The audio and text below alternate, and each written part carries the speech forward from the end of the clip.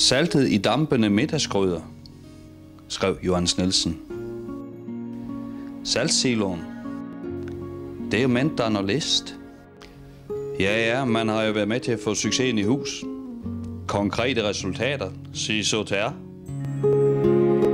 Iværksættere. Spændende projekter til ledige hænder.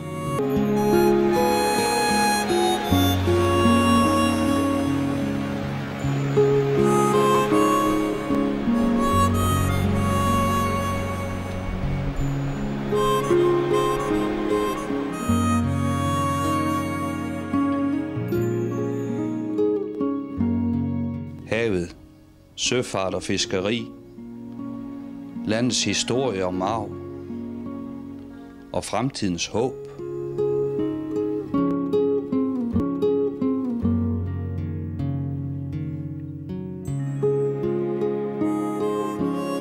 Men så må vi foretage de rigtige valg. Og tiden er knap.